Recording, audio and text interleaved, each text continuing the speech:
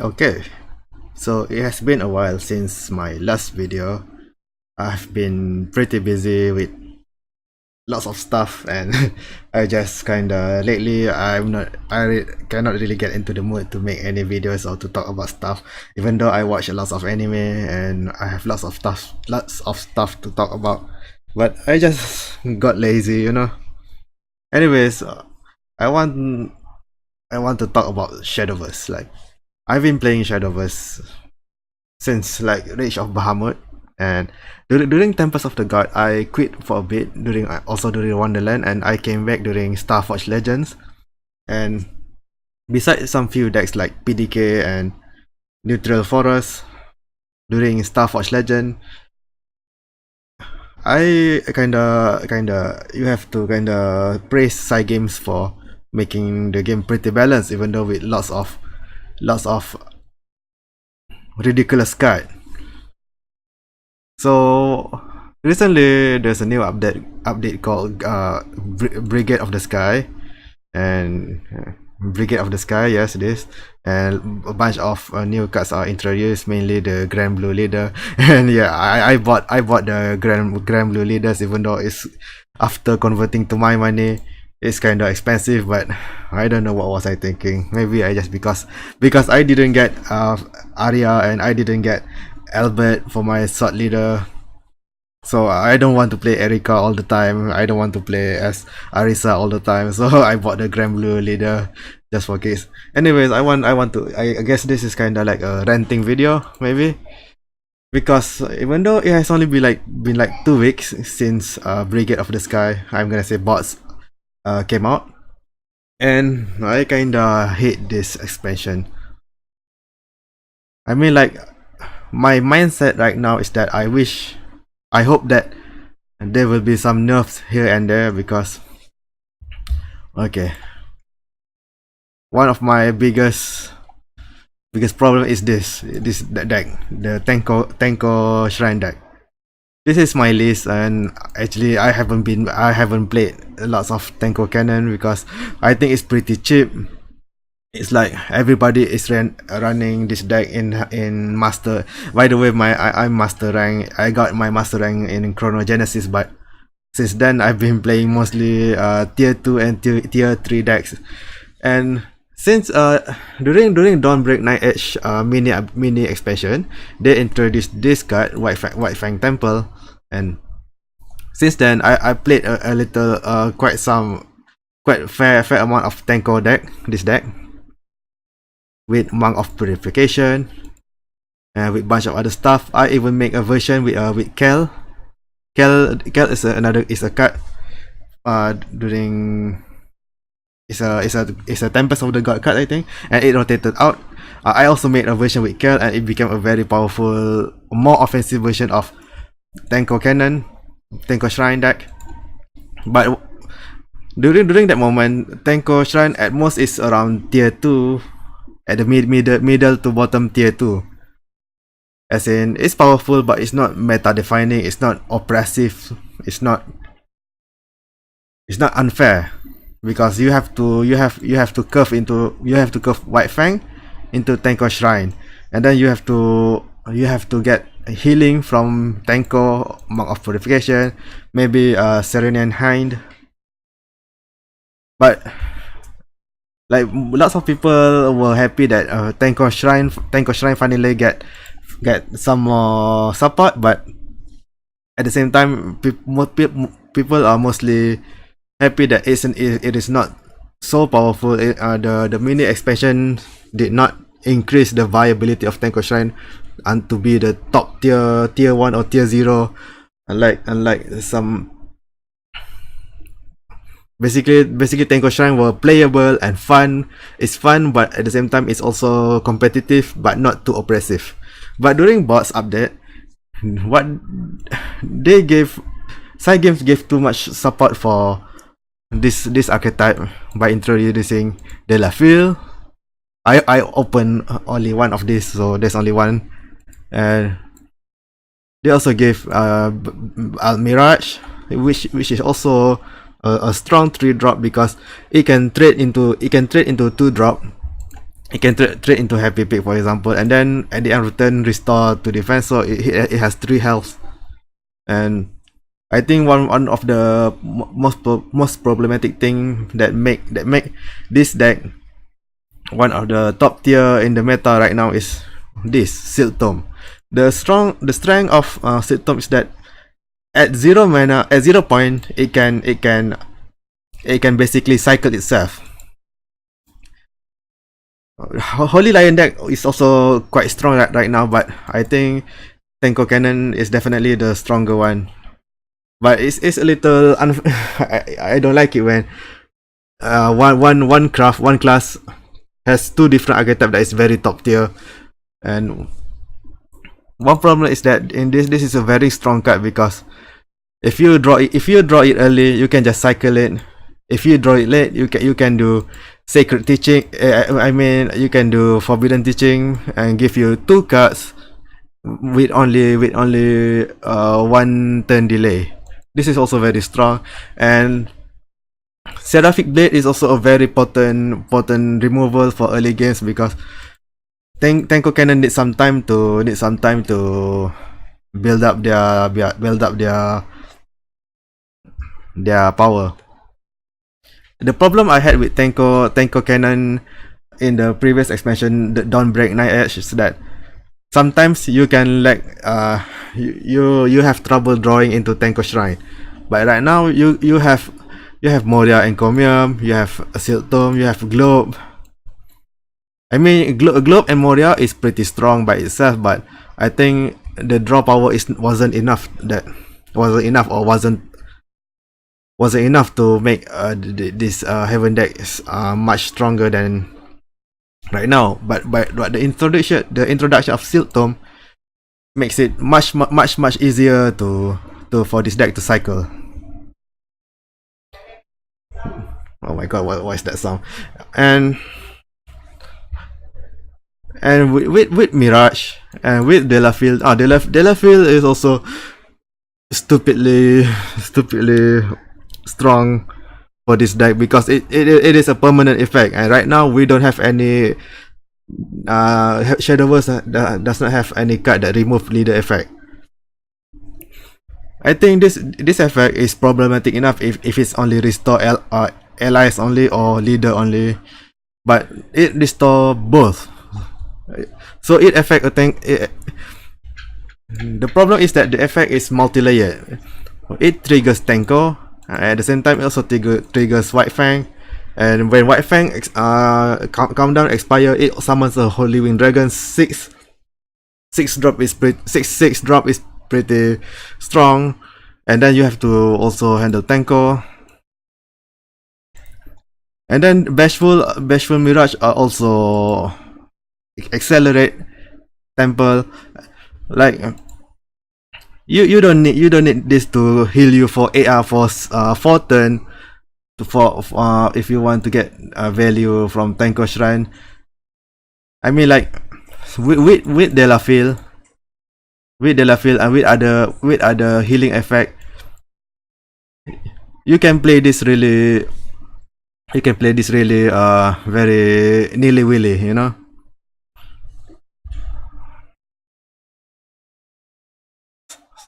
And then I don't know why I put Temis Purge, because I think most lists right now doesn't run Temis Purge. They run more stuff like Father Punishment. Oh yeah, why didn't I put Father Punishment here? Because Father Punishment is also quite powerful, because it's a free removal. Yeah, I don't think most people run Moon and Sun. I think maybe just one, but okay, let me reiterate.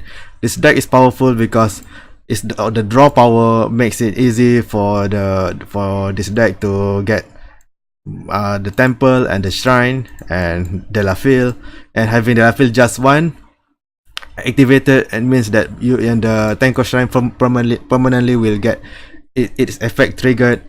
And then the problem is also with that. With Seraphic Blade and Scripture, Heaven don't have problem to deal with various threat early games, And then I also want to say that Moria Encomium is also very strong because this last word, the destroy effect being last word is actually can be very good in many situations. Like imagine if you drop it in turn 2, by turn 4 your enemy your opponent cannot play a strong threat because it will just get destroyed. Like you have an immediate effect by drawing a card, and then you have a delayed effect that give you tempo, and everything else. And like some let's see. Oh shit, shoot. Some lists run Jewel Pistol, maybe 2 or 3, and then they can activate they can use Black Diamond to give the Tenko more effect. So what I'm saying is that this deck is very powerful. I mean, what counters it, because Tenko is for point, and if you want to use Seraphic Blade, you have to enhance 6 to remove Tenko, and every other removal, like Saturnger is a 6 drop also, and every deck will carry 3 of this card, and then it's hard enough to handle Tenko, the amulet itself, but they also still have various minions, and then the dragon come from the temple. So this deck is very annoying. And then if you play an aggressive deck, like I've been playing lots of I have been playing aggro sword and aggro portal and aggro forest to counter this kind, but the problem is that if you are lucky, even with perfect hand and perfect curve, you might be able to defeat Tenko Shrine. But if you are a little bit unlucky, maybe they haven't managed to have one scripture or a couple of removal, and then they begin piling up White Fang Temple and begin piling up Delafield. So the heal will be so much, and you cannot outdamage them anymore. I miss Albert. I wish I can use Albert to 10 damage at turn 9. This the problem with this also extend to Holy Lion. Holy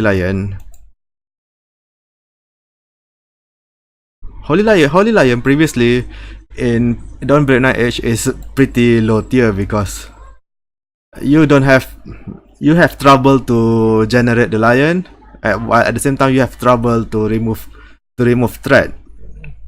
You have to balance between you want to remove threat or you want to put more lions, and at the same time it doesn't have enough draw power. But in this expansion they give prison swing, and also, like I mentioned before, Silk Tome. I think Silk Tome alone revive this deck into a fairly huge power.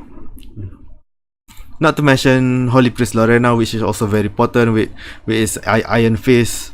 I mean, you don't need a Kajal anymore, honestly, with Lorena. Okay, let's count. The amount of lion crystal you get is 3, 6, and 9. Previously, you only have this. But right now with Prism Swing, like I said, the problem with the Lion deck before is that it lacks removal and it lacks draw. But Prism Swing is a removal, but at the same time it's kinda like a pseudo draw. It draws you a Holy Lion Crystal. With this 3, 6, 9, and 12, without using the enhance alone, you have lots of crystal to get into the storm of Holy King Lion. So how do you play this deck? That you don't really need to play as an enhanced 5. You can just play as 2-point spell and use Silk Tome and use Moria to draw your deck and then just play it as 2 point. But if you can play as 5 point, and then you can just the value you can basically you can put the lions at much faster rate than previously, especially if you can get the temple out early. And this having what is also actually quite problematic, honestly, after I fight a fair amount of Holy Lion. Lots of time that this what they put what during my when the turn I had little, and then because of this what I cannot push the final little damage. And Prism Swing being a 4 damage is quite a lot. And most lists have runs Father Punishment also for cheap for removal. And I also saw some lists running Noise for or Alexiel for to fight against Chimera, even though Chimera is not really that good deck of right now. So this deck has no trouble generating lions and removing threat, unlike the previous reiteration of this deck in Dawnbreak Night Edge. It's annoying and to fight, and good things is that the temple is 2 points, so you can just remove using Seraphic Blade. You can just remove this using Seraphic Blade at 2 point. But it's still annoying.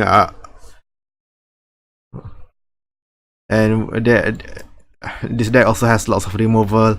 Lorena, Scripture, and usual. I don't know why I run Genesis of Legend. Maybe because Snow White. So 2 of the top deck I hate right now is Heaven, and another deck I hate is Lindworm. I really hated how popular Lindworm and Zui right now, because and Adramelech and Zui boost the power of Lindworm tremendously, because you can most people play Adramelech as the 3-point draw to cast, and Zui is a cycle. You have to cycle Zui once, but it also add to the count of this non-follower counts. But so previously during Dawnbreak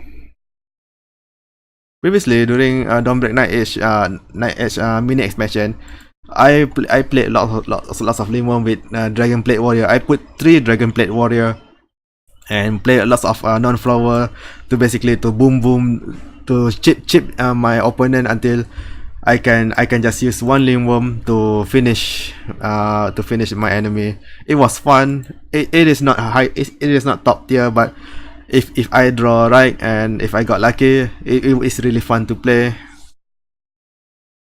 But I remember when Dawnbreak Night Edge came out and Lindworm is shown, people were complaining that Lindworm will be OP. It is not OP at all during Dawnbreak Night Edge, because it's a 10 point. The playing non-follower cards is easy enough, but playing 10 non-follower cards but at the same time chipping your enemy into 10 health is actually pretty strong. And when you play 10 as 10 storm at turn 10, you don't, it's not necessarily a good move, like, because you might be at low health yourself and you have to play as a virtuous Lindworm instead of playing as iniquitous Lindworm, or you have to play other removal like Drake, like Dragon Force of Dragonute. So it wasn't strong. There's lots of moments during my when I play as Dragonplate Warrior as a Lindworm that I have problem trying to put my Lindworm because my health is low. But during this expansion, they gave Adramelech and Zoe. What this did, Adramelech is not, if you play as 7 drop, it is both a removal and a threat,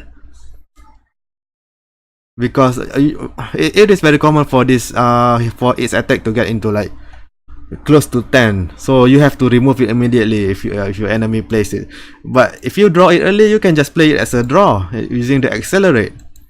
Same with Zui. You don't mind drawing Zui early because you need to draw early because you want to cycle it and draw it later. Unlike the previously, if you draw Lindworm early, it's pretty bad.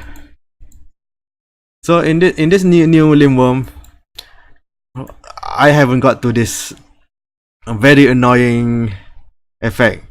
Zui, Zui give you essentially ice block, like Hearthstone ice block. And when I read this, I was like, no, please don't do this. I hope there is a way to remove this because I don't like the idea of ice block. It's annoying. It's like it's uninteractive. And you can put three of these. When earlier in the expansion, I fought lots of Zui who went Zui into Zui and then into a finisher like Linworm. Like that is not interactive. And it is not hard to this is not hard to achieve because Dragon has lots of various non-follower like White Frost, like a spell you get from Roy. So survive it's easy to survive and then to play 10 non-follower and then to play Zui into Lane Worm. Like if I want to nerf this, I will make this either I will make a limitation. You can only put one copy of Zui. I think it will be much balanced this way because when you play it, you are like you putting all your chip in. And then what else? That's the three most annoying that I've been facing. And mid range sword is pretty annoying to play, especially if you play Chimera, because right now if you have it's very hard to remove it's very hard to remove mid-range sword bot right now because of Charlotta. I have to admit that when I first see Charlotta, I didn't rate her very high because I thought why use Charlotta when you have Magnus. But what many people did is instead using both. Try to get Magnus using Chromatic Duel and then Charlotta. You can pull Charlotta using Roundtable Assembly. When you have decent bot, you use Charlotta to gain immunity to magic, and then try to snowball using Arthur or Sky Fortress. Like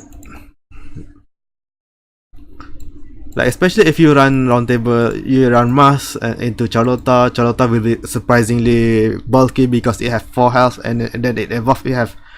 It became a 4/6. 4/6 is pretty hard to remove, and then even if you remove Charlotta, you still have Mars to deal with. Like I've been playing a lot of Giant Chimera deck, and it's not really a good deck, especially against this deck. It is hopeless because you cannot remove it.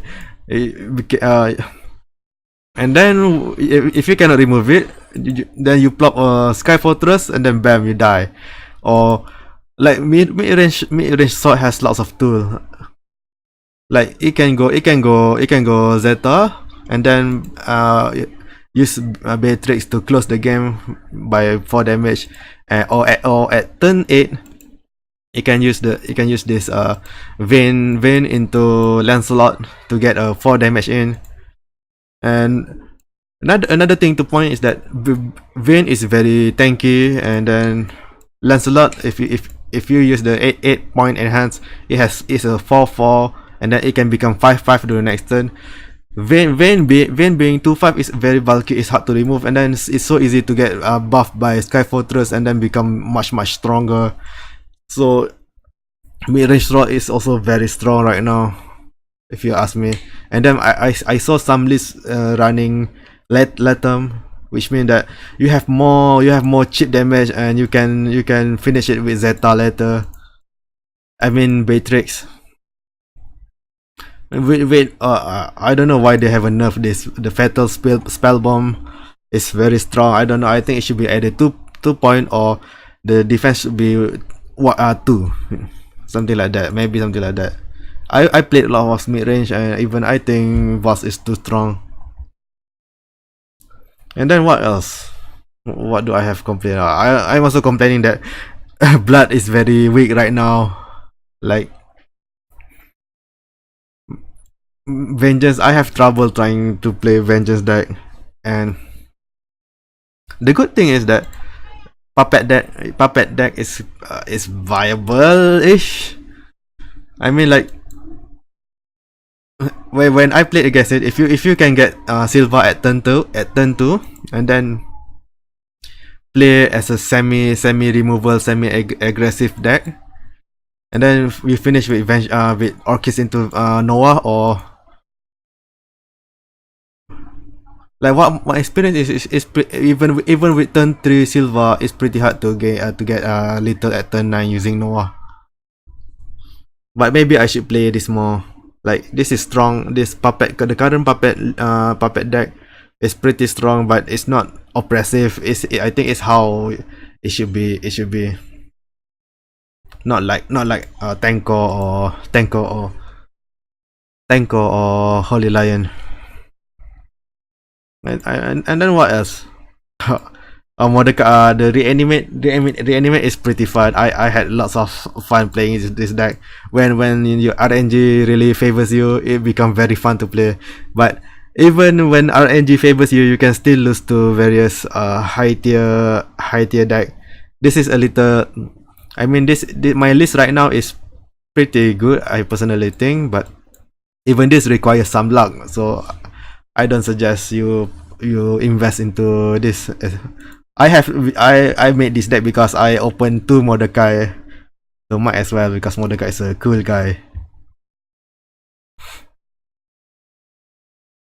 And then this fairy OTK, I opened two fairy, but I haven't been able to play her properly. And PDK, I don't. PDK is supposed to be the strongest deck, the top or the tier 1 deck during Dawnbreak Night Edge, but it has lost some power because PDK can be removed by Seraphic Blade pretty easily, and right now everybody carries Seraphic Blade. So like your only win con is PDK and a bunch of Storm card. Right now the Aina is rotated out. So it's not a strong deck. It's very when I play this, it's very clunky to play, and people just remove PDK very easily. And right now, besides Sword, there's not that many follower oriented deck that you want to remove with PDK. Anyways, I have rambled a lot for a long time. I think I'm gonna go. So what I want to say that I think I'm gonna give Shadowverse a rest for a bit. Maybe until the end of the month. On the end of the month, I think they are going to nerf a few things. I hope the statistic will justify them to nerf a few things. Maybe change some one or two. And I really wish Blood to be more viable. Anyways, goodbye.